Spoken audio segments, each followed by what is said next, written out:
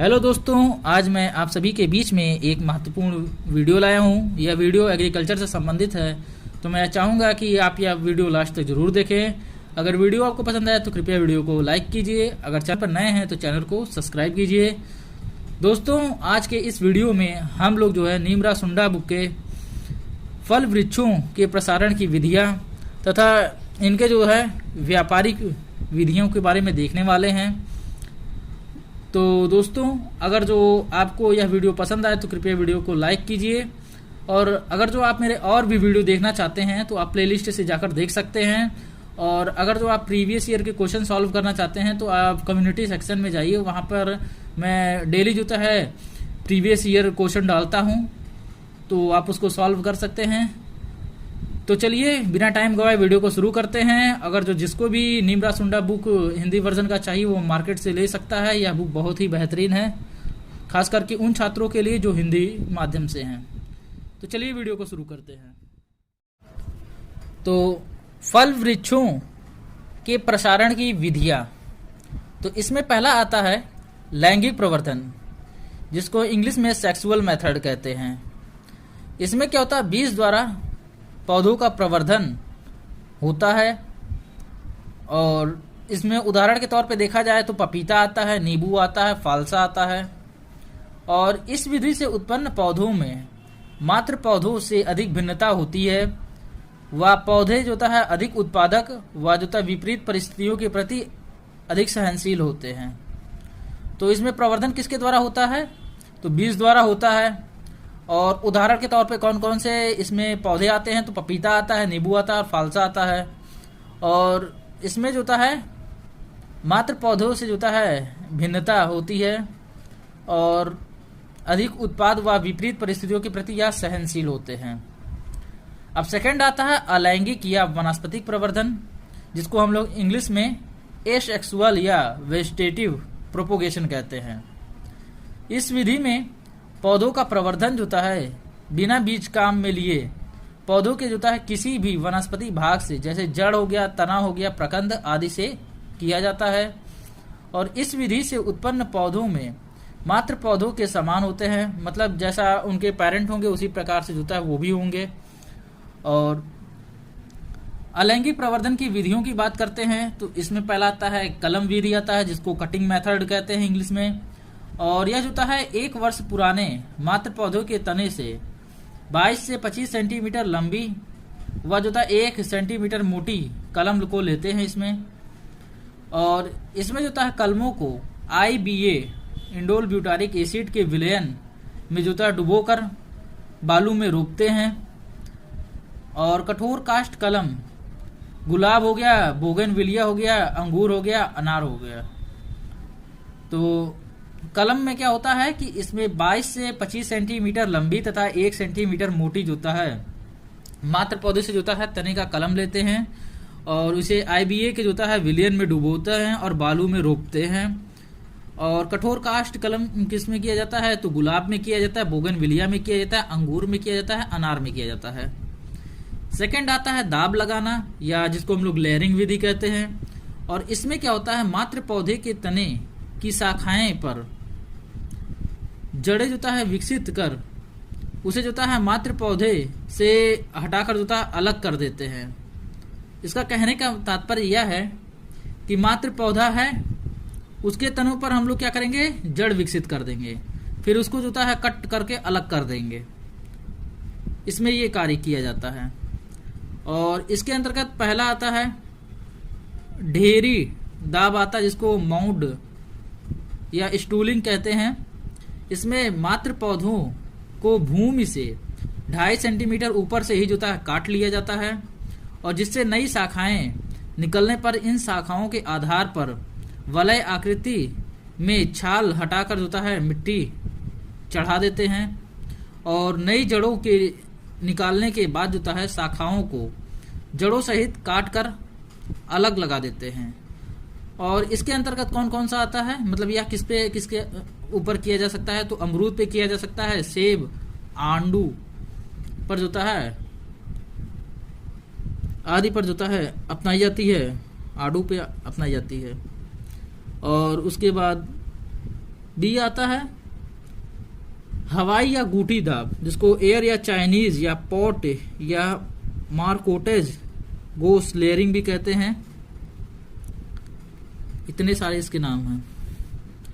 और मात्र पौधों के 1 वर्ष पुराने पेंसिल आकृति शाखा पर जो है 2.5 से 3 सेंटीमीटर वलय आकृति में छाल जो है हटाकर उस जगह नम मांस घास को जो है बांध देते हैं।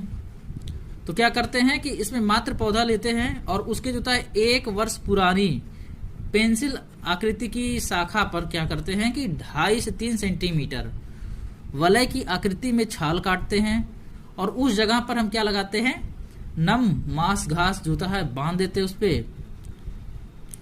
और उसके बाद फिर क्या होता है कि 2 से 3 महीने बाद जड़ें निकलने पर जो है शाखा को जड़ सहित जो है मात्र पौधे से जो है काट कर अलग लगा देते हैं।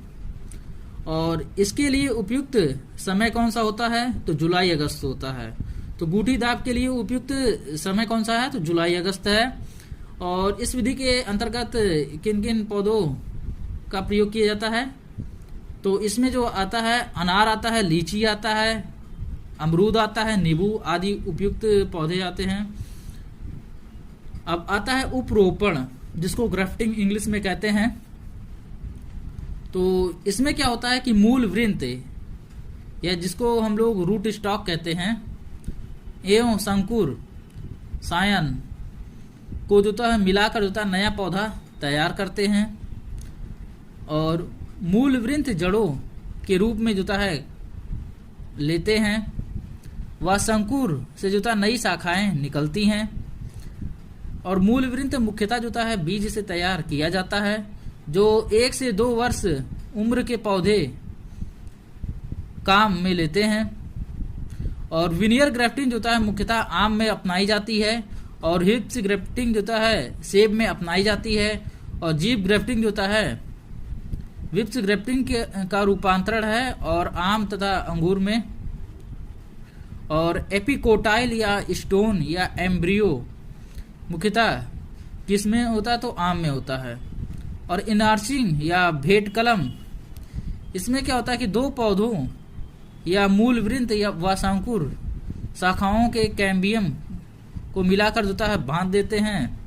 और शाखाओं का मिलान होने पर संकुर शाखा को मुख्य पौधों से जो है मिलान के नीचे जो है काट देते हैं।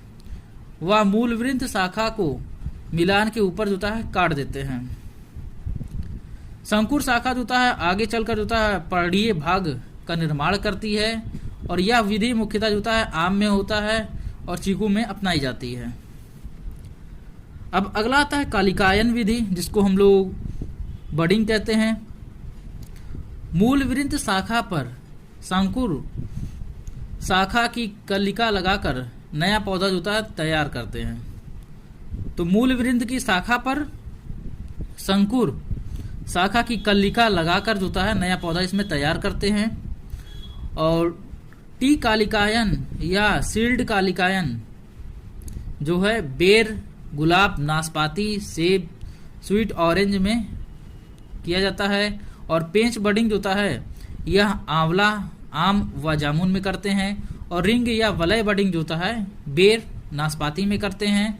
और रूपांतरित वलय विधि जो है यह बेर और अमरूद में करते हैं। तो टी कालिकायन का प्रयोग किस में करते हैं, बेर में करते हैं, गुलाब में करते हैं, नाशपाती में करते हैं, सेब में करते हैं, स्वीट ऑरेंज में करते हैं। और रिंग या वलय बडिंग का किस में करते हैं, तो बेर में करते हैं और नाशपाती में करते हैं। अब अगला है उतक या सूक्ष्म प्रवर्धन, जिसको टिश्यू कल्चर या माइक्रो प्रोपोगेशन कहते हैं। पौधे के विभिन्न भागों, जिसमें पत्ती आएगा, तना आएगा और जड़ आएंगे, से उतक प्रवर्धन विधियों द्वारा अनेक तरह के जो है पौधे तैयार किए जाते हैं। तो इसमें क्या है, पौधे के विभिन्न भागों, जिसमें पत्ती हो गया, तने हो गया, जड़े से उतक प्रवर्धन द्वारा जो है अनेक पौधे जो है तैयार किए जाते हैं। और यह विधि किस में होता है, खजूर में होता है, केला में होता है, पपीता में जो है अपनाई जाती है। अब अन्य विधियां कौन कौन सी हैं, तो इसमें आता ऊपरी भूस्तारी, जिसको रनर्स कहते हैं, या स्ट्रॉबेरी में होता है।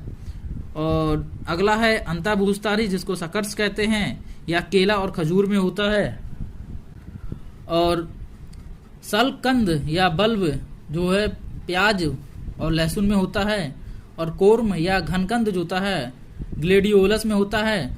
और ट्यूबर जिसको तने का रूपांतरित भाग है, यह आलू में होता है। अब अगला पॉइंट है फलदार पौधों में प्रवर्धन की व्यापारिक जो होता है विधियां। तो व्यापारिक विधियां कौन कौन सी है फलदार पौधों में?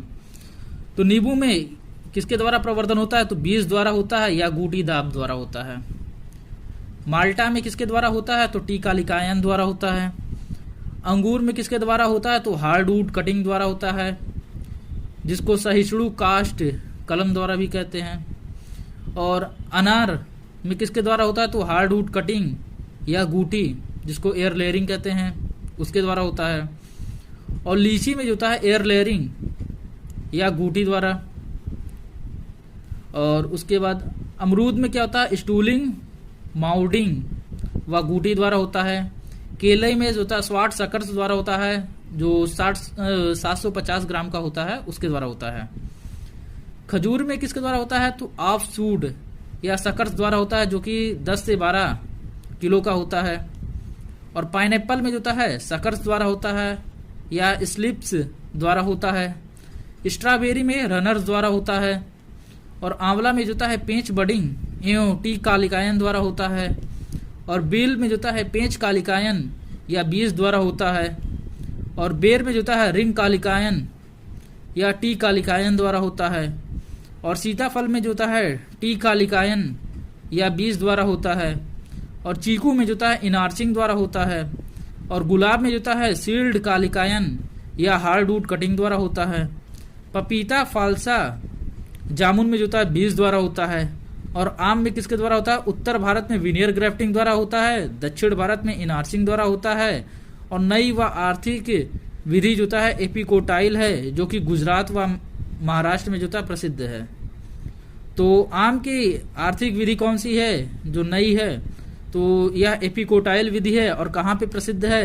तो गुजरात व महाराष्ट्र में प्रसिद्ध है। और अंगूर में जो होता है प्रवर्धन का जो है व्यापारिक विधि कौन सा है? तो हार्डवुड कटिंग है।